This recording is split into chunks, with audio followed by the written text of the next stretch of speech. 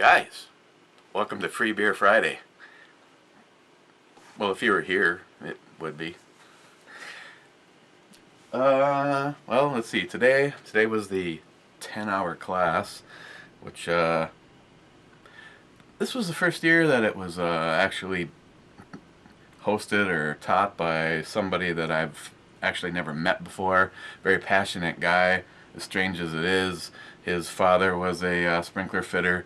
His brothers were all sprinkler fitters, and he's been in for 37 years or something like that. But still, you can only talk about the history and showing old sprinklers so much. But I would like to, he'll never see this, but I would like to say thanks to our BA, Jim, our business agent. This is a guy who always goes to bat for the guys that he oversees. And we're kind of in a remote location, so we don't get to partake in a lot of the things that our union does, which is the largest one in the UA. So he decided to bring it to us. So today, normally we take an hour break, which is a very dangerous thing considering one of the bigger and busier bars is actually upstairs of the Union Hall. Someone was thinking there. So normally we get an hour break, and yeah, you can do a lot of damage in an hour. I remember last year, I believe there was something like 3 shots and 3 tall beers all before we went back downstairs. But Jim ordered in Famous Dave's for everybody, so I thought that was very cool.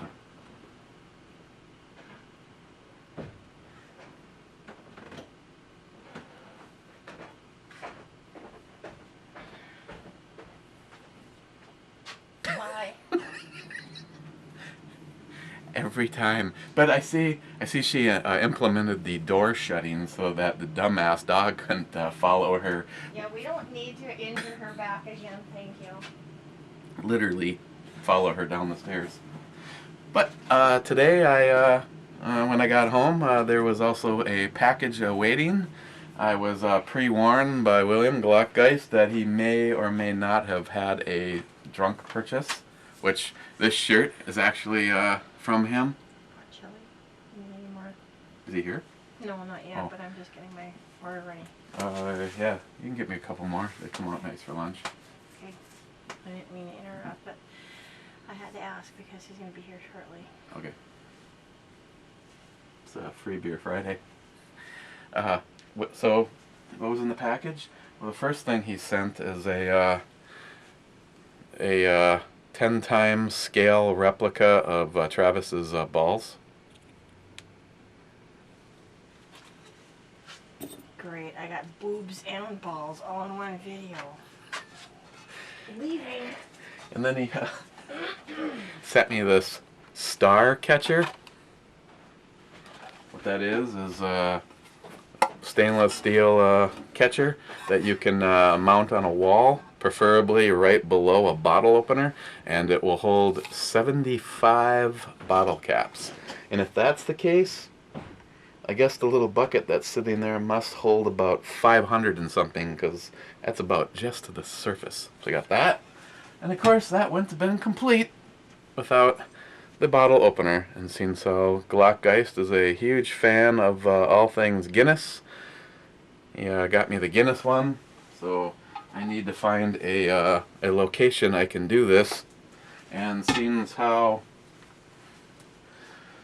I might just put this on one of the doors to the gunsmithing crap. So thank you, Glockgeist. It's always good when you get things that will actually get used.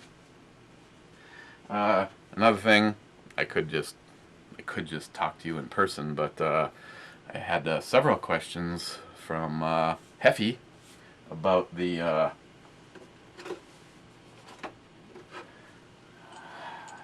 beast. First of all, you wanted to know what HDMR stood for. I really don't know, other than they have a reticle system called the G2 DMR, and this with the H might mean for the Horus. It's got the H59 reticle system in it. The other really cool thing about this scope is it's a first focus plane. So what that means is you are turning the power up. There is no change in the reticle on it, so it stays at what it's supposed to be. And this one, like I said yesterday, this scope is pretty much designed for very long acquisition of soft targets or stationary targets.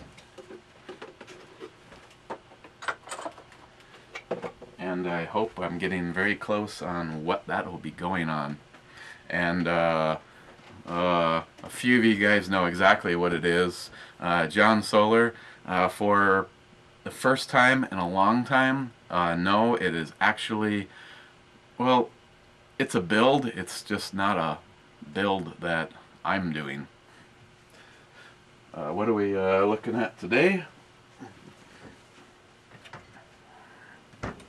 We're looking at Harness the Winter IPA from Bent Paddle. And like I've said, well, they're black, not the double black, but their can of black is okay. And their Pilsner is like any Pilsner. It's a Pilsner. You know, it's like a dog poop is a dog poop. Some of them might just be whatever, you get it. It's these high-end craft companies that do Pilsners, I think you're just wasting your time. This, on the other hand, this one is 7.2% by volume, and it's proudly made at the head of the lakes. It's right here in my useless city.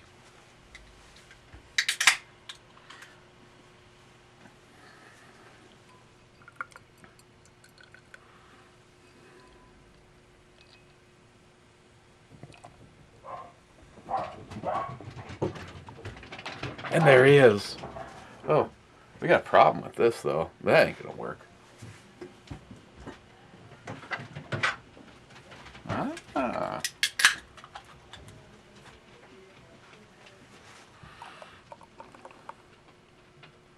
Oh, that's looking much better, don't you think?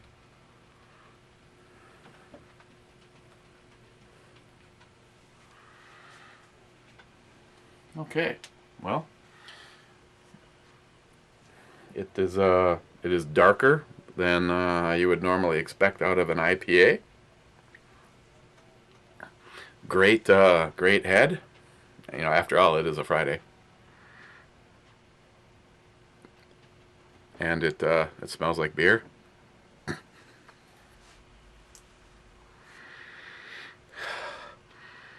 Has a citrusy, roasted like caramel smell to it. Now, whenever I see the winter stuff, I always, you know, expect the worst. Coriander. Let's hope not. So, yeah, and it's not real overpowering on the smell. Speaking of smell, no, not that.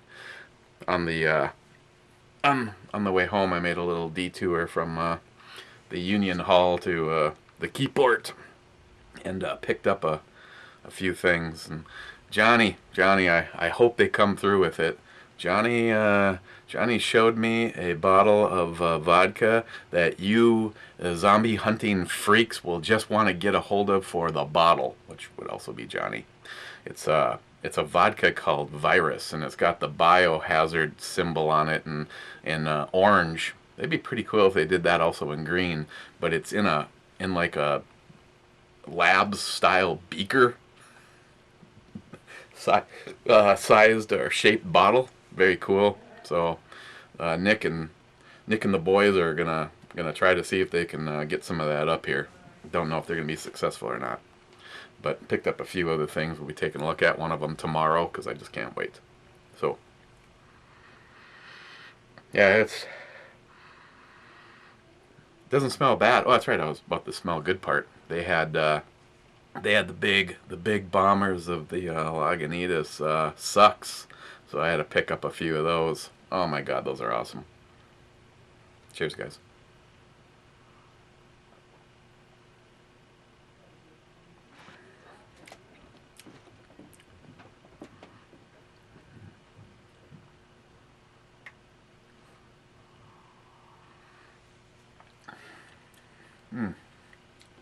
Smooth.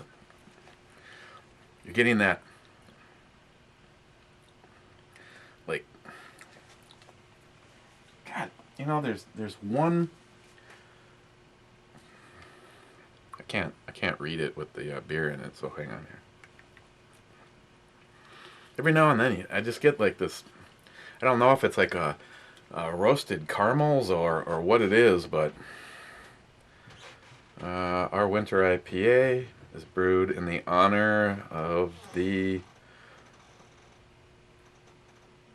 borderless tracking characteristics of sled dog, brewed for the hardiness with oats, malted rye. Oh, that's why that like rye, like hot. Is it the hot rod ale? But that rye is that probably giving it that distinct flavor.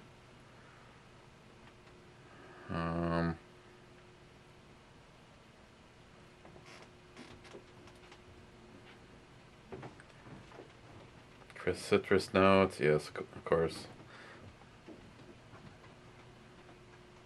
It just talks about it's a good way to spend the winter. Well, yeah, sure, why not? Yeah, that's that extra kind of dimension I'm getting. I think it's getting a little bit of a caramel sweetness, but those the rye, which also believe is probably responsible for the darker colors.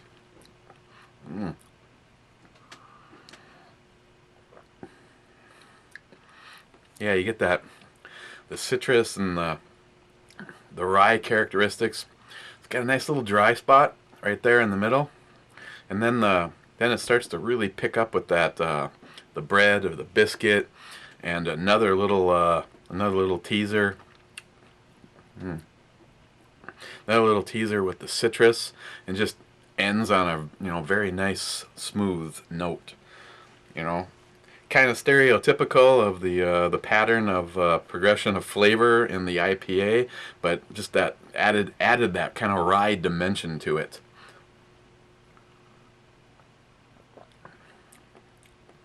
And it kind of masks or hides the really heavy citrus. I mean, it's in there, but instead of getting that pine or that grapefruit, really a dominant thing, the rye notes kind of counters that all out.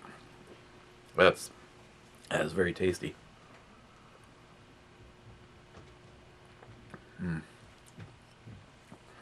I'll have to check out their website, or maybe just call the brewery. One of these days I should just grab the damn camera and go down and visit them. But being that it's a winter IPA, I probably get the feeling that this one is going to be seasonal. Actually, funny, because I think I mentioned this. I have not even seen this up here, which is where the brewery is. I actually got this when I was down at Lily's.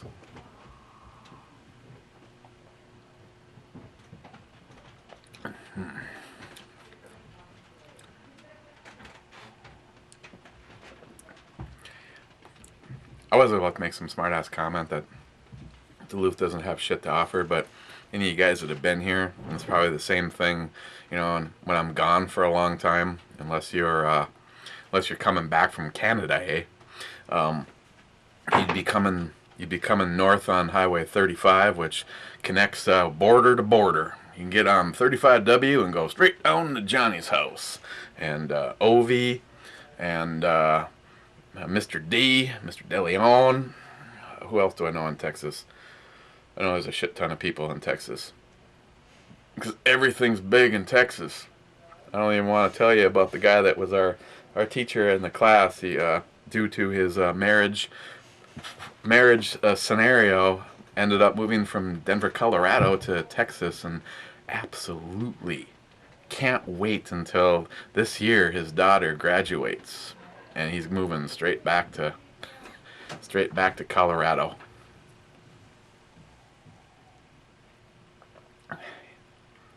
Said something about you people thinking that you're all up, and if you're not from Texas, you're nobody. I don't know. I got friends from Texas, and I don't think they act that way. Besides that, what's wrong with having a little pride from where you live? I don't, because it's a liberal shithole, and it's turning into not turning into, as we stand right now, it's the Muslim Mecca. And they're not here to become Minnesotans. They're here to show us how to stroke a goat.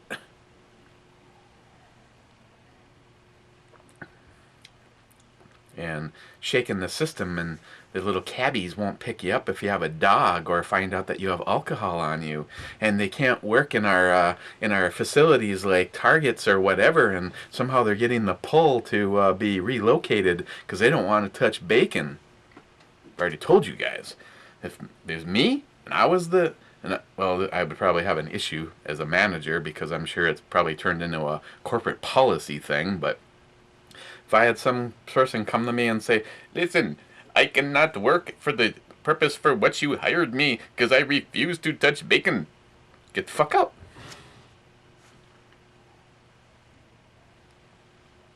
Simple. Okay. Well, I know I always speak very highly of stuff from Bent Paddle. Seriously, on a list of all beers I have ever had, Bent Paddle's Double Black, I believe, is probably the #1 beer I have ever had. And I don't think someone like Johnny or Gary from Huber Concepts gave him a bottle to take home with him and he forgot it. Don't worry, though. I didn't drink it. Or did I? So, where do I put this? Harness the Winter IPA from Ben Paddle. It is very good. I won't list it as outstanding. I've had some IPAs that I really liked, the flavor and all, but this is a very well done up. If this could be the daily drink, hell, why not? I am going to give this a 9 on the E scale.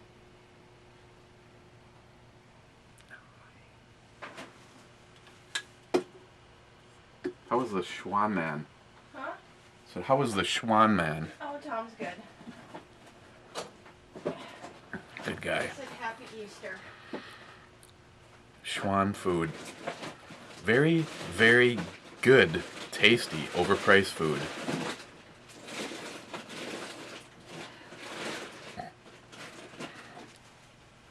What should we look at tomorrow? Beer. Beer. I like where her head's at right now. No, wine. Should do a wine review. I said you should do a wine review. A little something I picked up today. Another one of my absolute favorite breweries, Founders. This is their 2015 Blushing Monk. This is a Belgian-style ale fermented with pure raspberries, coming in at 9.2%. It's just slipping in to make JR10 happy. There's really no information on it. I have never had the 2014 version or the 2013, or if anything like that exists, but we'll be looking at Blushing Monk tomorrow. Pure raspberries. Fermented pure raspberries. Almost sounds like a wine. Okay, well, again, thanks, Glockgeist, for the balls. I am just skipping over that. Next. Maybe I should put a set of big old balls on my on my opener. Oh, for God. Maybe I could hang my balls on the trigger guard of this Ruger. Probably not. And then the combo opener and catcher. It's kind of like opener and catcher. This would be me, and this would be Glockgeist. Pitching, catching. Now I gotta find a place to put this that it's usable. I'm almost thinking just doing it on the front face of the doors. Right next to the beer fridge. Right next to the beer fridge. Doesn't... I could put a board in. No, it's in the way of that. You chop it. Okay. Cheers. It's Friday, so by the time you see this, you'll already be shit-faced and back home. But when you do it all over again tomorrow, stay safe. Get a designated driver. Why are you pointing to me? Oh, I was just had a cramp. It's like, ouch. I had a cramp. I was like, That's okay. beer. So we'll see you guys tomorrow. Cheers, everybody. Cheers, Lars. I'm gonna keep asking me who Lars is one of these days. Who the fuck is Lars? And what is he doing drinking our alcohol?